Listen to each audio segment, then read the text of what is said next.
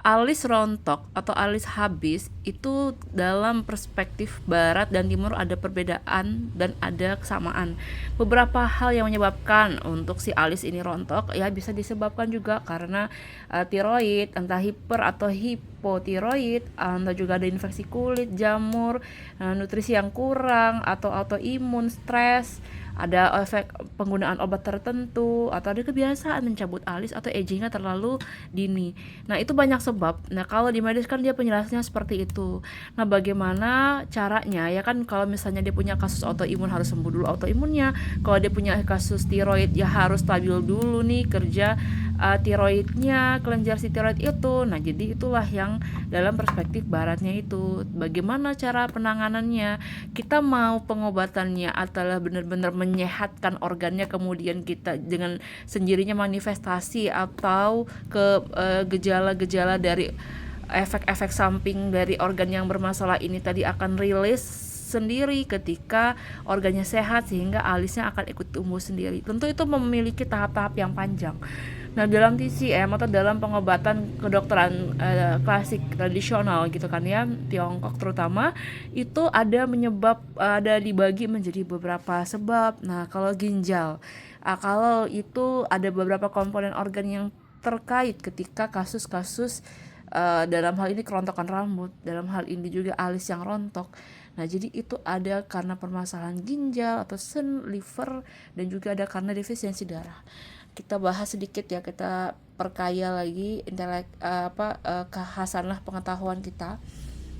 Sebagaimana dalam teorinya ginjal itu memiliki manifestasi di rambut. Jadi ketika ada permasalahan rambut, maka yang harus kita curigai di sini adalah bagaimana kinerja ginjalnya.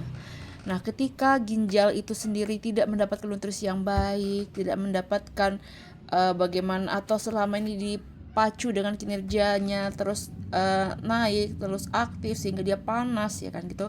Nutrisinya habis terkuras, jadinya lah dia memiliki sedikit nutrisi, ya akhirnya pasokan dari ginjal naik itu untuk selalu menutrisi rambut agar rambutnya kuat, nggak rontok itu berkurang, ya jadinya lah si alis-alis ini jadi ikut rontok.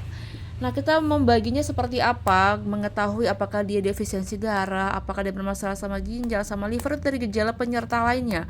Kalau misalnya dia ada kasusnya itu adalah memiliki kasus dalam kerontokan ini disertai juga dengan rambut yang rontok, kemudian juga ada masalah sakit pinggang, mudah lelah, telinganya berdenging ya. Kemudian jika ini terjadi di usia 30 sampai 50-an tahun, maka kemungkinannya bisa dicurigai dia defisiensi kerja ginjal.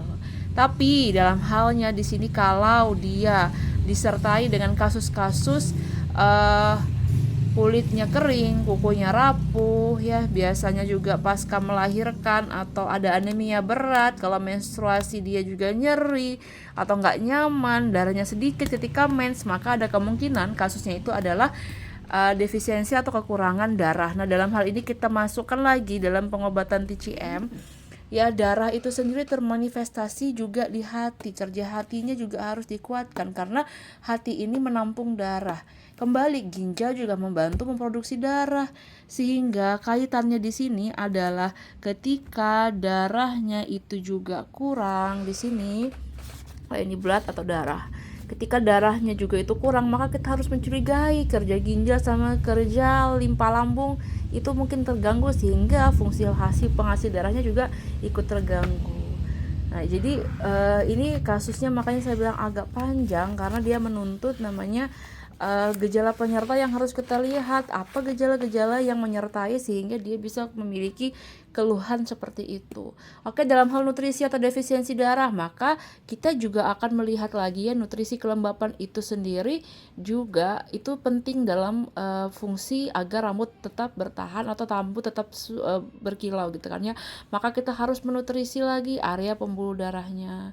Nah, di sini perlu, pembuluh darah itu kalau di TCM adalah kerja jantungnya juga diperbaiki, dikuatkan. Nggak boleh jantungnya terlalu panas juga tidak bisa ya. Jadi juga dia perlu lagi untuk memperbaiki lagi cairan dan nutrisinya. Cairan dan nutrisinya juga ini namanya zinc ya, itu adanya di tempatnya, itu punya rumah namanya di ginjal.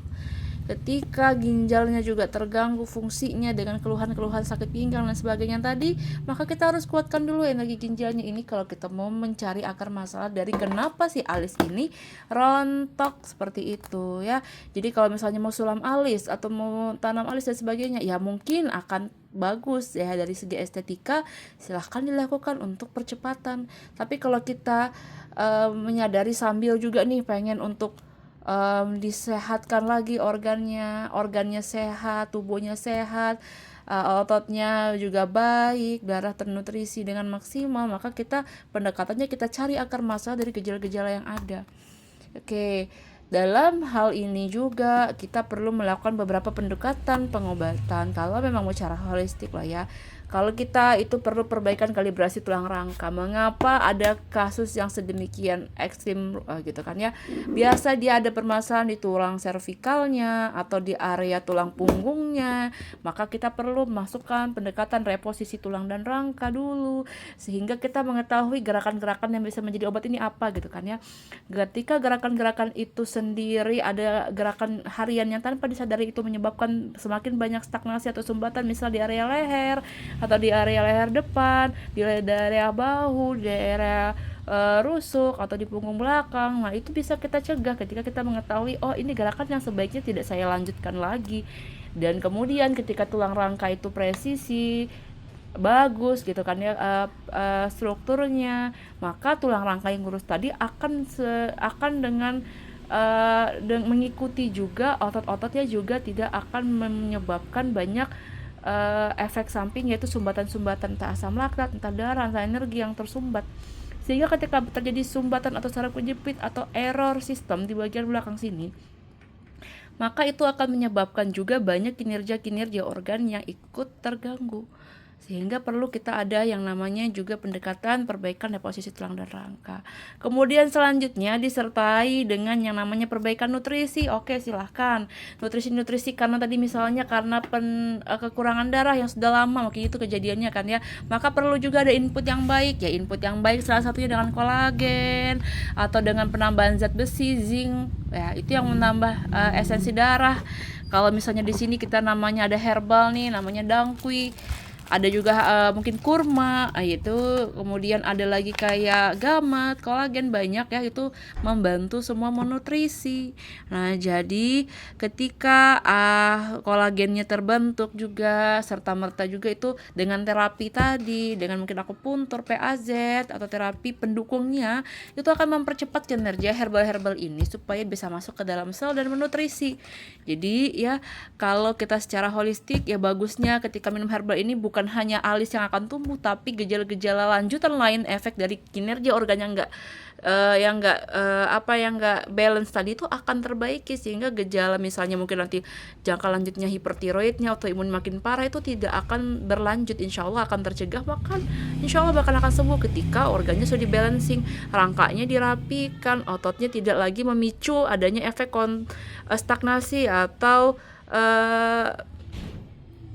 stagnasi atau sumbatan atau kemacetan aliran darah, kemacetan energi, seperti itu ya. Jadi kita perlu secara holistik, tidak hanya ini misalnya nutrisi ginjalnya ya, jadi yin yangnya ditambah, diperbaikin lagi, ada sifatnya juga kita mengetahui herbal sesuai dengan sifatnya.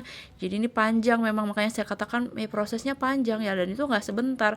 Mau sekali 2 kali terapi harapannya sembuh ya, kita nggak bisa kasih janji kayak gitu kan ya, Allah yang menyembuhkan, tapi ini adalah segenap ikhtiar kita berusaha mencari akar masalahnya di mana, kemudian kita koreksi dan kita ikhtiar memperbaiki, dan harapannya semoga Allah membantu penumbuhan sel-sel dari kulit ya, sel-sel kulitnya itu terregenerasi lagi sehingga menumbuhkan si rambut-rambut yang tadi rontok, terutama entah di kepala ataupun di bagian alis itu.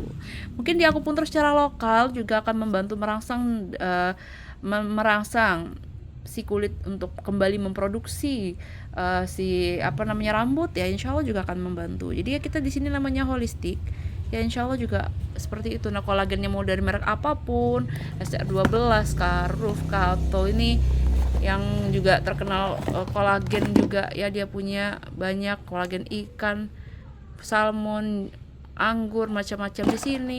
Merek apapun itu dicoba ya, silahkan dicoba. Tapi jangan dikatakan oh ini nggak ngefek, ini nggak efek. Kita belum tahu masalah kita di mana, tapi kita udah nentuin mau pakai minyak rambut gimana pun minyak rambutnya oke ini akan nutrisi, cuman ya kalau kita mau cepet gitu kan ya, beratnya mau nih jalannya seperti sepeda kah untuk menuju satu tempat atau mau pakai pesawat kah, itu kan memang beda-beda juga tergantung bagaimana dalam hal ini ikhtiar kita, dalam bagaimana kendaraan yang digunakan untuk mencapai tujuan kesembuhan itu semua mempengaruhi memang ya. Jadi ya semoga aja edukasi sedikit ini tentang entah kerontokan rambut apapun itu jenisnya, atau mau di kepala, mau di alis, ya konsepnya sama sebenarnya dalam pengobatan klasik disinergikan dengan pengobatan tradisional biomekanik ya, kita sinergikan seperti itu. Oke, terima kasih.